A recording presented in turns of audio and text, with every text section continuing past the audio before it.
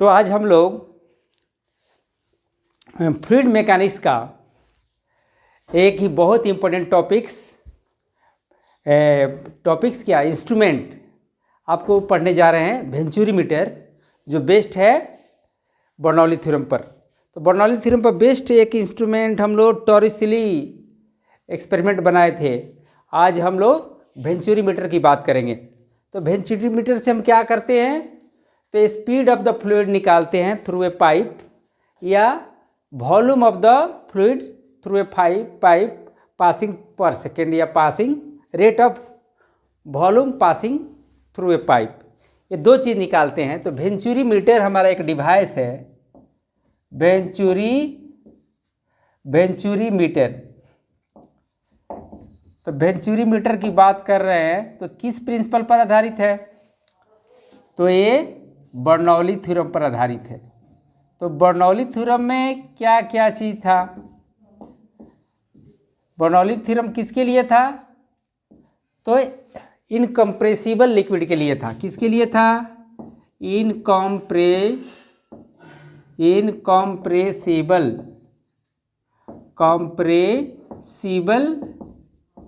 Fluid के लिए था, जिसकी वॉल्यूम को हम चेंज नहीं कर सकते। दूसरा था आइडियल फ्लूइड के लिए था, आइडियल फ्लूइड के लिए था।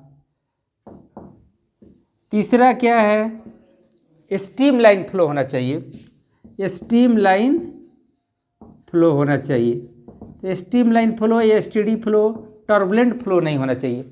और किसी तरह से एनर्जी का डिस्ट्रॉय नहीं होना चाहिए, एनर्जी कंजर्व रहना चाहिए।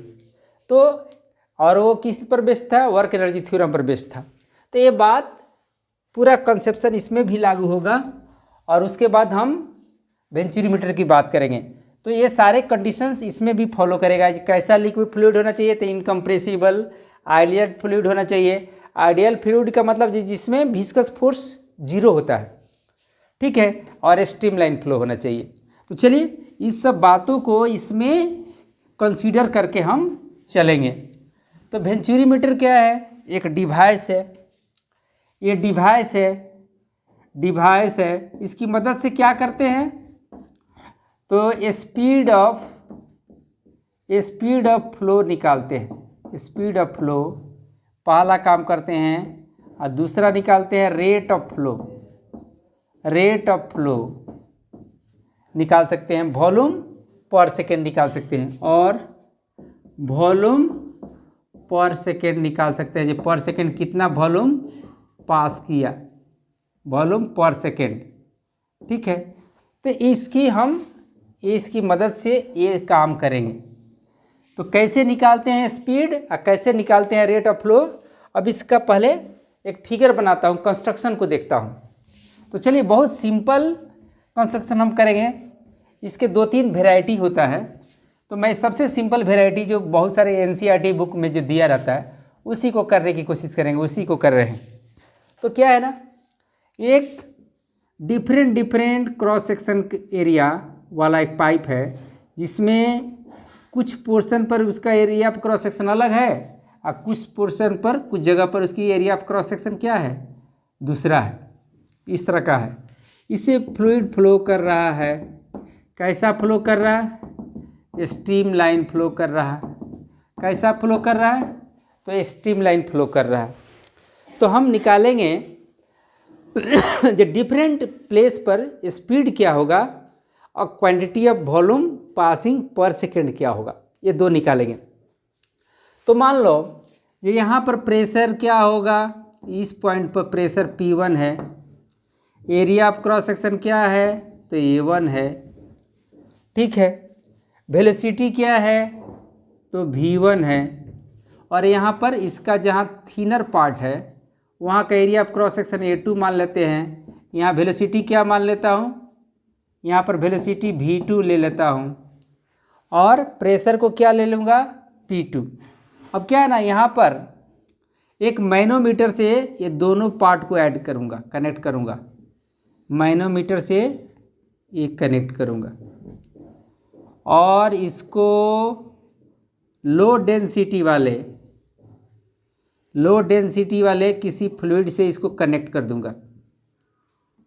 ठीक है, इसमें क्या भरा हुआ है? लो डेंसिटी का लिक्विड भरा हुआ है। तो जब लिक्विड फ्लो करेगा तो जानते हो जहाँ स्पीड ज़्यादा रहता है वहाँ प्रेशर कम होता है। आपने पढ़ा है बर्नौली थ्योरम में, जहाँ वेलोसिटी ज़्यादा है वहाँ प्रेशर कम है। तो यहाँ पर वेलोसिटी ज़्यादा है तो प्रेशर कम है, और यहाँ पर प्रेशर ज़्यादा होगा। यहाँ पर प्रेशर को P1 मानता हूँ, और यहाँ पर प्रेशर क्या हो जाएगा? 1 मिनट, यहाँ प्रेशर ज़्यादा होगा तो ये लिक्विड, इसमें जो ऑलरेडी लिया हुआ लिक्विड है वो नीचे तरफ डिप्रेस हो जाएगा और ये वाला ऊपर उठ जाएगा। तो देखेंगे दोनों का हाइट, ये हाइट कितना ऊपर राइज कर गया? h। ठीक है, अब मान लो तो ऑलरेडी ये दोनों ये सेक्शन क्या है? सेम हाइट पर है।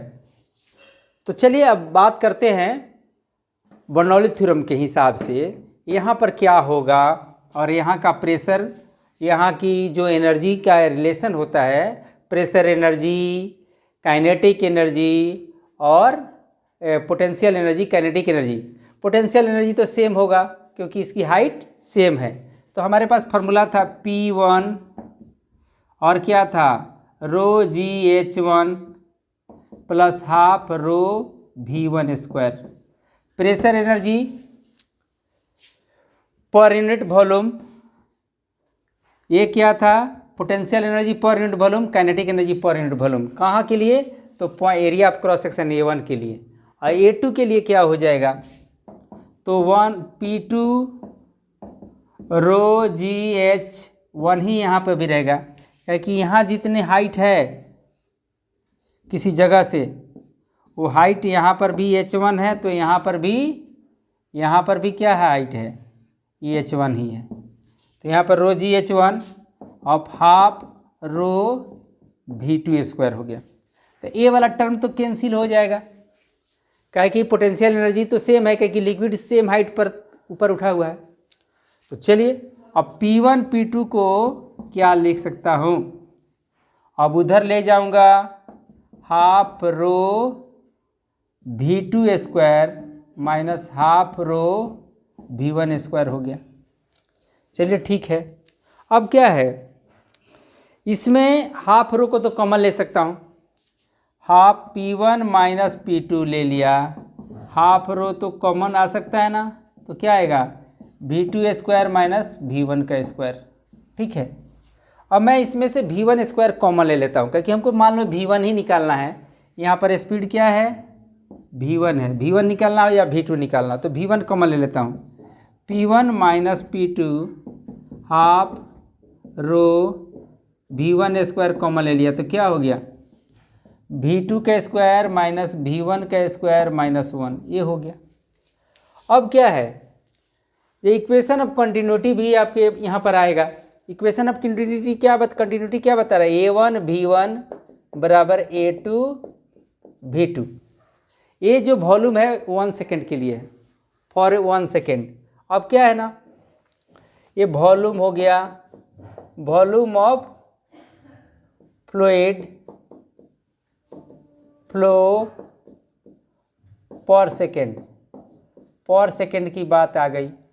अब क्या करूँगा ना, A1 बाई A2 जहाँ लिखूँगा वहाँ पर V2 बाई V1 भी लिख सकता हूँ। तो मैं V2 बाई V1 के जगह पर A1 बाई A2, अब क्या है ना, V2 बाई V1 का स्क्वायर लिखना है, V2 बाई V1 का स्क्वायर लिखना है, तो हम वहाँ पर क्या लिख सकते हैं?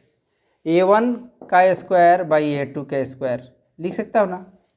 तो वहाँ रिप्लेस कर देते हो तो हमारा इक्वेशन क्या आ जाएगा? तो चलो बच्चों, यहाँ पर हम लोग आ गए, यहाँ पर V2 square by V1 square के जगह पर हम यहाँ V2 बाई V1 बराबर A1 बाई A2 हो गया। तो V2 स्क्वायर बाई V1 के स्क्वायर के जगह पर हम A1 बाई A2 के स्क्वायर को रिप्लेस कर सकते हैं। तो हमारा फार्मूला क्या बन जाएगा? P1 by P2 1/2 rho V1 square, अब ब्रैकेट में लिख दूंगा V2 square by V1 square. इसके जगह पर हम ये लिख सकता हूँ, इसके जगह पर हम इसको लिख सकता हूँ, तो A1/A2 का होल स्क्वायर लिख देता हूँ। इसको क्या कर देता हूँ, A1/A2 का होल स्क्वायर -1। तो ये बात आपको समझ में आ चुकी होगी। इसको इक्वेशन 1 दे देता हूँ।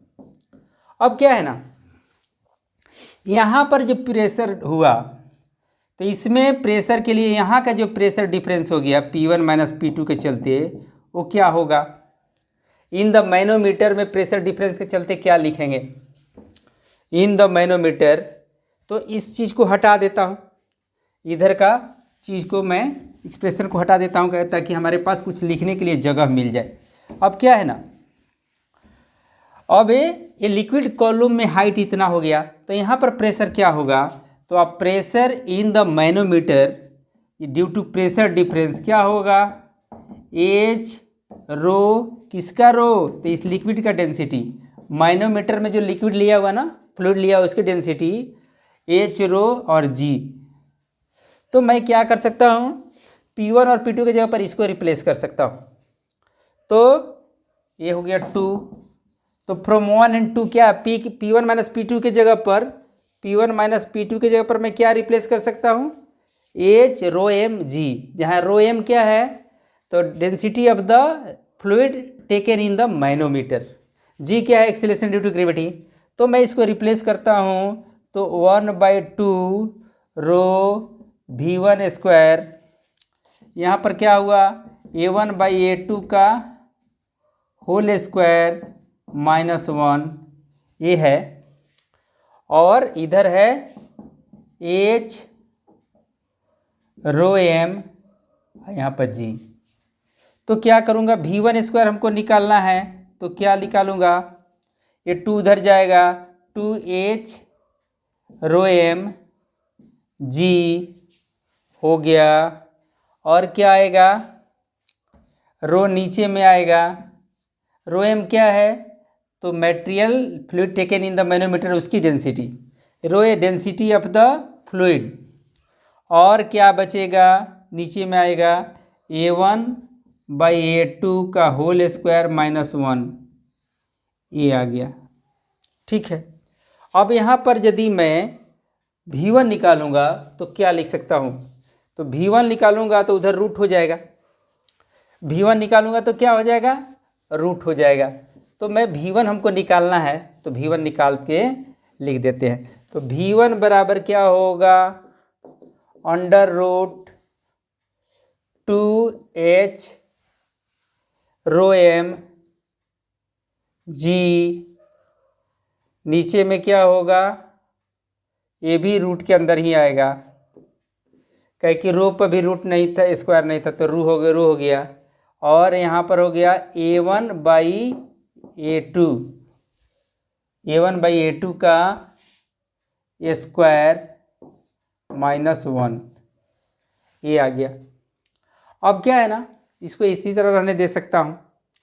अब यहाँ पर थोड़ा काम कर सकता हूँ, V1 बराबर लिख सकता हूँ 2H row M G by rho, यहाँ पर लिखूँगा A1 स्क्वायर -A2 का स्क्वायर, यहाँ आ जाएगा, अब बटा क्या आएगा, A1 का स्क्वायर A2 का स्क्वायर ना, A2 का स्क्वायर, तो यहाँ पर रूट भी है स्क्वायर भी है, तो ये ऊपर चला जाएगा, यहाँ आ जाएगा।